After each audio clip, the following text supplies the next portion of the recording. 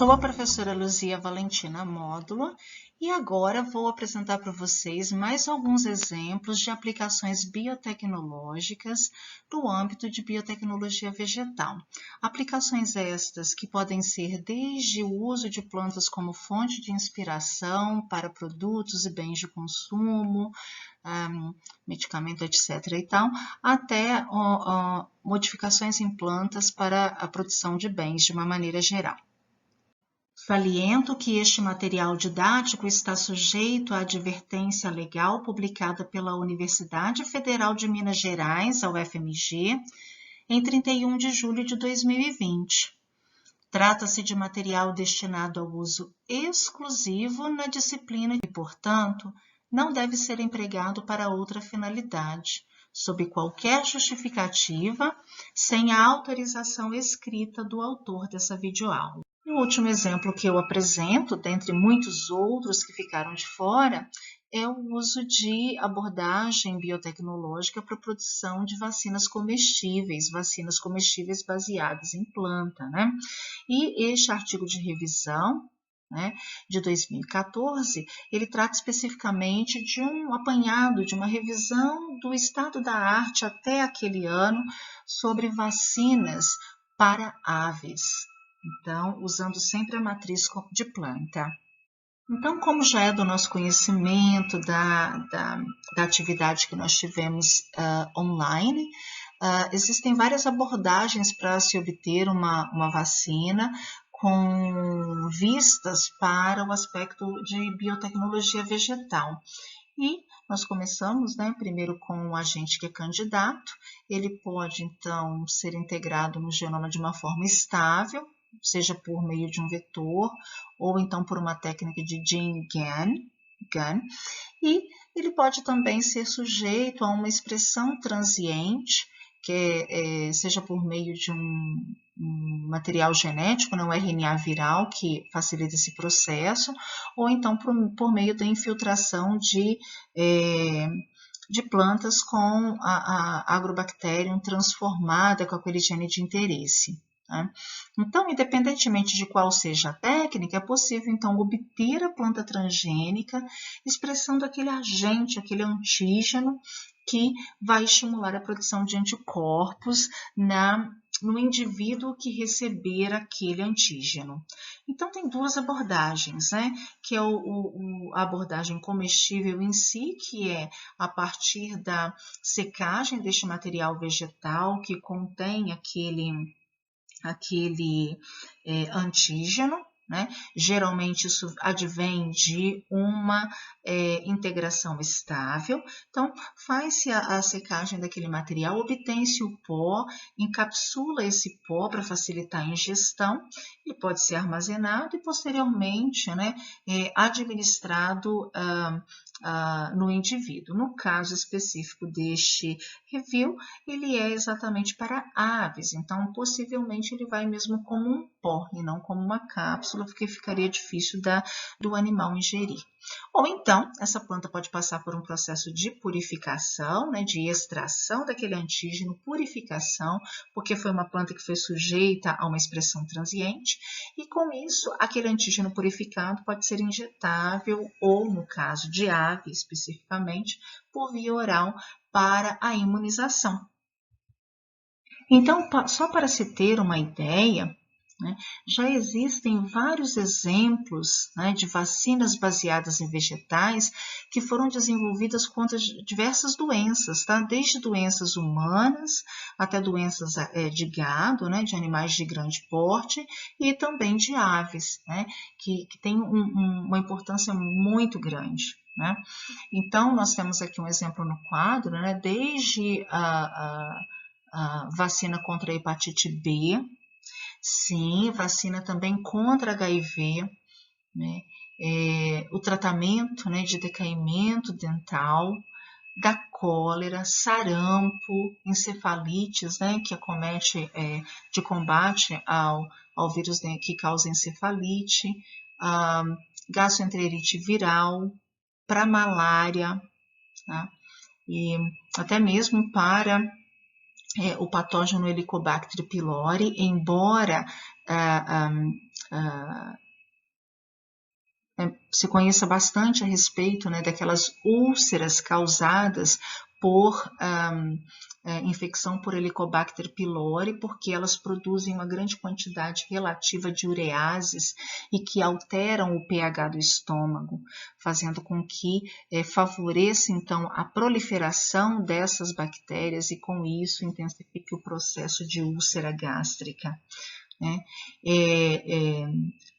Doenças, né, contra raiva, tétano, até mesmo mal de Alzheimer, né, no âmbito então de doenças que acometem animais de grande porte, né, bruceloses, o rotavírus bovino, antrax, né, parvovírus canino. No caso de aves, né, nós temos diversas também, desde a que causa bronquite, a gripe aviária, né, dentre outras muitas, que já são disponíveis no mercado e que utilizam a plataforma vegetal. Claro, né, que o uso de plantas como plataforma para produção de vacinas, ela tem as suas vantagens e as desvantagens, é natural que se tenha isso, né? Então aqui eu trago alguns exemplos para vocês para finalizar a nossa aula de hoje, que seria, né, espécies que são utilizadas já como plataforma, suas vantagens e desvantagens quanto ao uso para a produção de vacinas. O tabaco, né, é muito utilizado, então ele tem diversas vantagens, porque é um excelente planta modelo para avaliação de proteínas recombinantes, tem um sistema de preservação daquela proteína recombinante, né, que é um sistema de baixo custo, produz diversas sementes, o armazenamento pode ser realizado por um longo período de tempo, é uma planta que permite a purificação de anticorpos e até de antígenos de maneira bastante mais rápida e fácil, né? E que podem inclusive até ser armazenados na forma de sementes, né? E em qualquer outro lugar, na verdade. É possível se fazer a colheita em grande escala, né, e várias vezes ao ano por causa do seu ciclo de vida relativamente curto. Uma desvantagem é que plantas de tabaco, elas produzem substâncias tóxicas, então o processo de purificação daquele anticorpo, daquele antígeno tem que ser feito com muita cautela, muito rigor, porque uma pequena contaminação com uma substância tóxica, isso pode ser um problema muito sério para a pessoa que fizer ingestão daquele anticorpo, né, que fizer uso daquele anticorpo ou daquele antígeno. As batatas, elas são muito utilizadas também, elas dominam as triagens clínicas por causa exatamente da execuibilidade, né? São muito fáceis de serem transformadas e manipuladas, fáceis de propagar, né? Porque elas têm a propagação vegetativa, né? Podem ser estocadas, né, armazenadas por um período relativamente considerável, né, sem refrigeração. Então, com refrigeração, elas duram muito mais tempo ainda. A desvantagem é que elas precisam ser cozidas, né? Ou seja, não consigo comer esse alimento cru, né? Salvo algumas variedades de batata que já são encontradas na América do Sul e que podem ser comidas sem precisar de cozimento, de cocção, né? E o que acontece? Só que o problema é que quando se cozinha a batata, né, isso pode desnaturar o antígeno e então diminuir a imunogenicidade daquela vacina comestível, né? Bananas também são muito utilizadas, elas não precisam ser cozidas, isso é muito bom, podem ser ingeridas in natura, né? As proteínas, elas não são destruídas, até mesmo se elas forem cozidas, né? Então, se você pensar numa banana da terra, e eu vou comer banana da terra cozida, também não teria problema. O único problema é que uma plantação de banana, né, para ela chegar na fase de maturação, para se obter o fruto, né, isso leva de 2 a 3 anos. E demora muito para se obter o fruto e, além disso, o processo de transformação das plantas também ele é muito demorado, laborioso, ele chega a levar 12 meses, né, para você conseguir, inclusive, obter o fruto, né? E além disso, né, a vida útil de prateleira de bananas ela é muito curta, né? Porque bananas são frutos climatéricos, então produzem etileno, né? Tem aquele pico de etileno durante o processo de maturação e amadurecem muito rapidamente e apodrecem, né? E também elas contêm muito pouca proteína, então é muito difícil conseguir produzir uma quantidade relativamente elevada de uma proteína recombinante, né? Já nas bananas também. É um desafio, porque não se consegue acumular muita proteína, né? Mas, por outro lado, elas são relativamente baratas, né? E no país de clima tropical crescem abundantemente, né? Nós temos também o tomate, o arroz, né? A própria alface é utilizada e algumas leguminosas, né? Como é o caso de soja e alfafa. E nós temos aqui que sempre elas têm, né, o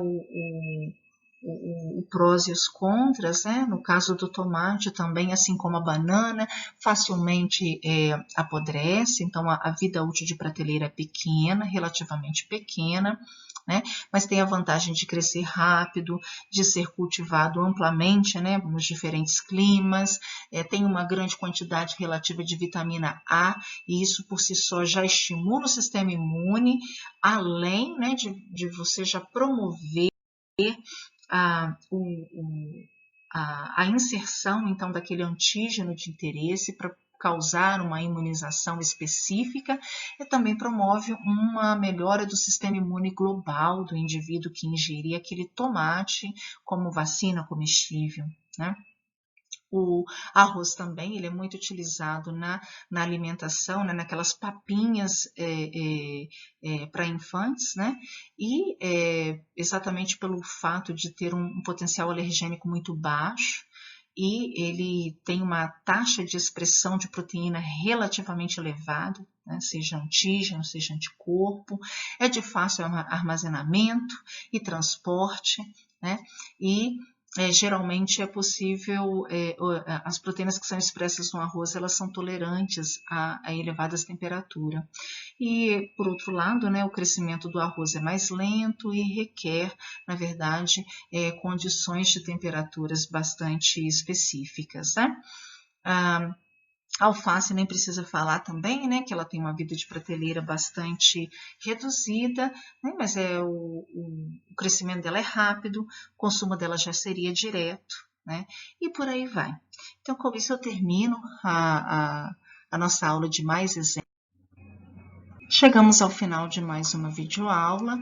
Agradeço a sua participação e espero que estes exemplos, né, ainda que num contexto de um número limitado por questões de tempo, possa ter aguçado o seu interesse para conhecer um pouco mais a respeito deste universo da biotecnologia vegetal.